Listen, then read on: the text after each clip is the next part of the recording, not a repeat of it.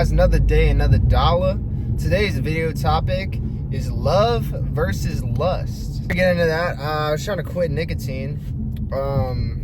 I was one day, you know what I'm saying? I made it one day, crashing out a lot. Yeah. You want to ask someone what love is?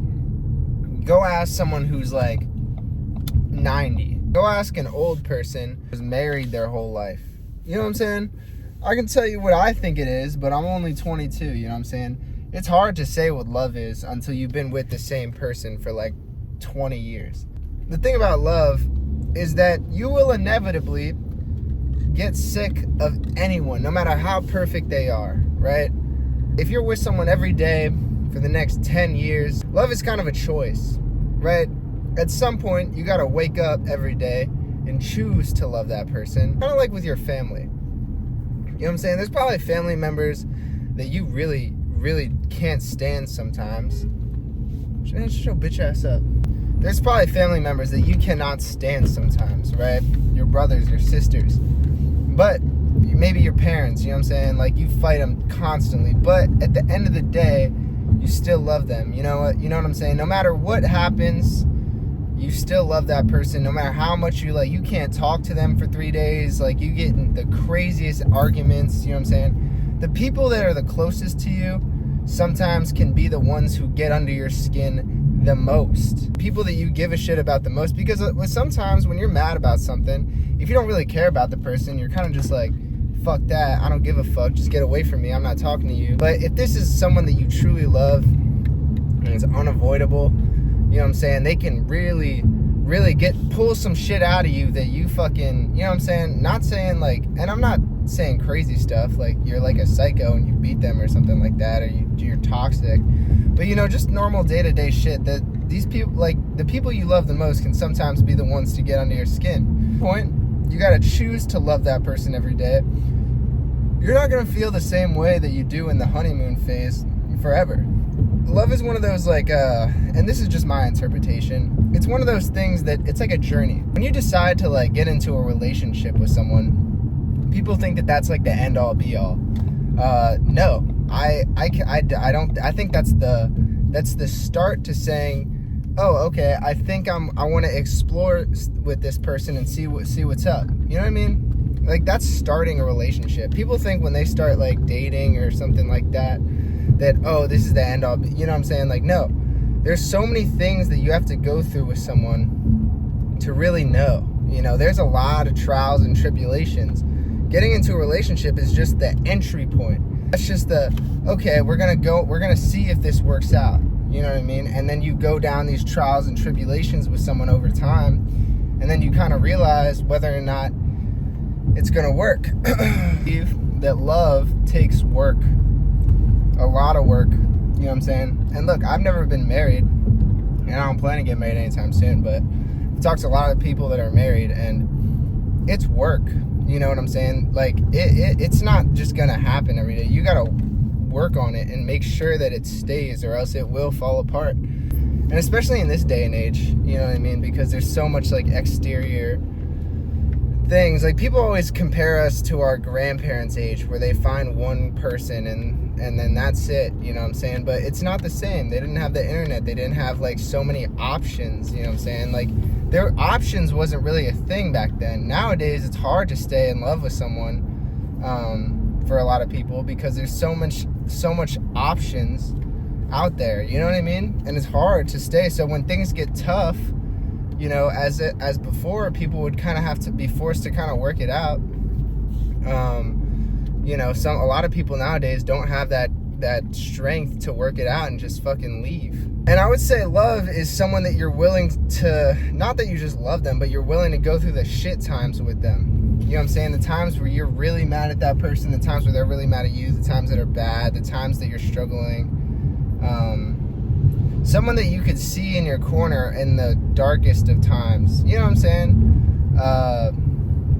And is proven. Because times, like, you think that someone's gonna be there when things are fucked, or you think that you're gonna be there for someone when their shit's fucked, right? And then you come to find out, let's say something horrendous happens, you know, everyone goes bankrupt, so you can't pay your bills, You know what I'm saying? Family members dying, best friends dying. You know, this is shit that be happening, you know? And I'm sure a lot of you guys have gone through stuff like that.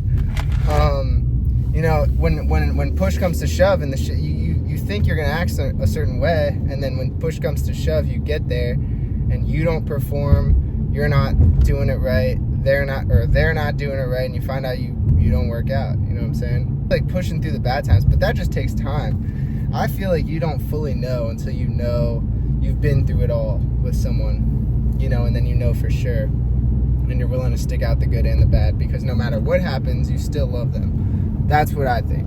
Lust, on the other hand, lust is one of those things, like, I'll give you an example. You know, like someone that's just super, like, and lust comes when you don't get laid, I feel like, because your horniness can kind of take over. So it's like you think you like someone because you're so horny because you're not having sex, you know what I'm saying? So you think you like someone, and then post-nut clarity hits and you don't want to go through any of that shit. You just wanted to have sex, you know what I mean? And that's lust. You just want the physical aspect. If you notice that, like, after the physicality stuff, someone doesn't care, they don't want to talk about anything other than the physical stuff, or after the physical stuff they don't care about what's going on in their life, or you don't care what's going on in that person's life after the physical stuff, like before you do, then you know that it's just lust. And I know I'm not explaining it properly, but you know what I'm talking about. Like, oh, you're so interested because you're so horny, you know what I mean? And then you finally hit, and then she starts talking about her life, and you're like, ugh. Or like, you're a girl and you like a guy, but after he hits, then he seems suddenly super uninterested, and then maybe like a couple days later when he's horny again, he hits you up again. That's lust. You know what I mean? The post-nut clarity test is great for that, you know, if you still like him in the post-nut clarity. But, you know, it's two very different things, you know what I mean? I feel like you should be able to identify, but I noticed, like, the people that watch this video it's a very spread out age. There's a lot of people who've watched these videos that were in their 20s, mid to late 20s. I was seeing people who comment, and then people who are older than that have been through marriages, been through relationships, graduated college. They kind of know a lot of this stuff because they've been through it. And then there's a lot of people in high school who watch these videos, and honestly, a lot of the advice that I'm going to give you guys for if you are in high school is, like, you kind of just got to live and learn, and like everyone else, you know what I'm saying? Because you think everything's so deep, and you realize you'll look back, and I hope you remember these videos, and I don't know, let's say you're 16, when you're like my age, when you're 22, who knows what'll be going on then? Maybe I'll be gone, who knows? But you'll think back to these videos and it's like, oh, I know what he was talking about now, because he was like, because now it's like you've been through all the fucked up shit, you've been through the good shit, the bad shit, you know? As long as you're going out there and experiencing it, trying, then you'll know the difference. But it's kind of one of those live and learn kind of scenarios. And I think most things are live and learn. You know what I mean? Like, you can take as much advice from everyone as you want. Keep it in the back of your mind. Think about it a little bit.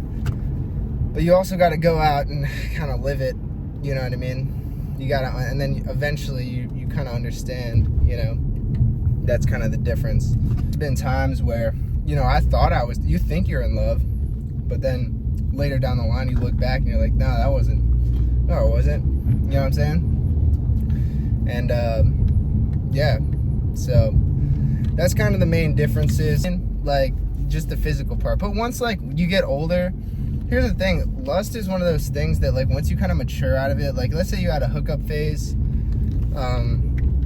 you know, people are all against that shit. It's not great, but it does teach you things. The physicality part doesn't really matter to you as much, and you see what's important, because some people just want to fuck, you know what I'm saying? It's just one of those things, it's like, I don't know, it's like, you learn, and once that's no longer a big important thing to you, because if you've just never been in some vagina, then yeah, that's some big important shit to you, because it's like, oh, I've never done that, it's all new and shit, you know what I'm saying? Like, I would say every high school girlfriend I had was probably lust, because I was more interested, I was like, oh, I know I have sex often, I don't even know, like, you know, and then until later down the line, when that stuff's, like, not as important, it's important, don't get me wrong, but, like, you know, the other shit's way more important, everything else is way more important, you know, then it's kind of like, you know, you kind of look back and you're like, oh, yeah, that was all, yeah. So, yeah, that's that. I'm cutting it down to 2 Zins a day. So I'm really milking the Zins, man. Like, cause I was going through, man, my nicotine problem was bad. And the reason I wanted to stop is because I was getting like heart palpitations in the gym. Could it have been from the overconsumption of caffeine as well? Maybe. I'm doing cardio, so I know my cardiovascular, like I can run. Like I got good cardiovascular health, so I'm like, I wonder what it is. So cutting down the nicotine, cutting down the caffeine. I'm trying to keep it around 400 milligrams of caffeine per day, which to some of you guys is a lot, but for me, I mean, dude, there was a time where I was drinking 900 a day for like 2 years straight, bro. Like, it was like I'm drinking 2-3 bangs a day. Bangs and Reigns were like my vice, you know what I'm saying? So like, it's the heavy duty energy drinks, not the 200 milligram. I was drinking the 300. I'm popping like 3 of those a day. I'm constantly wired with like 3 Zins. I had 3 Zins in my mouth and vaping, you know what I'm saying? Like, and I think the reason is like I'm a stimulant guy, you know what I'm saying? That's why I really hate weed. I don't like things that chill me out. I like things that kind of get me wired, you know what I'm saying? Like, when I would do schoolwork, I was always like, if I needed to pull all-nighters, I was like popping hella Adderalls, you know what I'm saying? I was doing a lot of Adderall to stay up. And I was getting good grades, you know what I'm saying? So, but that's not good. I'm not saying do it. Like, I'm not out here, like, promoting like that. But, like, you know, from the years of my life being alive, yeah, man, I know myself at this point. That's why I really don't like shrooms or anything. Like, I don't like feeling, like, mellow, like, wishy-washy. You know what I'm saying? I need something that's going to keep me wired. And nicotine is it's a, what's it called? Nootropic. So that plus the caffeine, like, I think I got super addicted. So I'm cutting it down. I've cut it down a lot over the years. I don't drink more than 500 in a day now, right? But I want to cut that down a little more. I was still doing a lot of nicotine. There's been times where I've been up and down, but now we're going 2 Zins a day. Trying at least. So yeah, alrighty guys, I hope you guys enjoyed this video. I know people really liked the last one, so I think maybe we'll do less of the ridiculous. We'll still do the crazy topics like the emails and stuff, but people kind of want to know real shit. I don't want to keep it serious all the time though. That shit's not it. I don't like talking about serious shit all the time. Like, fuck that. But yeah, man, I hope you guys enjoyed this video. Comment what you want to see in other videos, or go on my Instagram and I put stories up and you can like say something. Oh, I want to talk about this, you know what I'm saying? So I'll talk about shit. But alright guys, I'll catch you in the next one. Peace.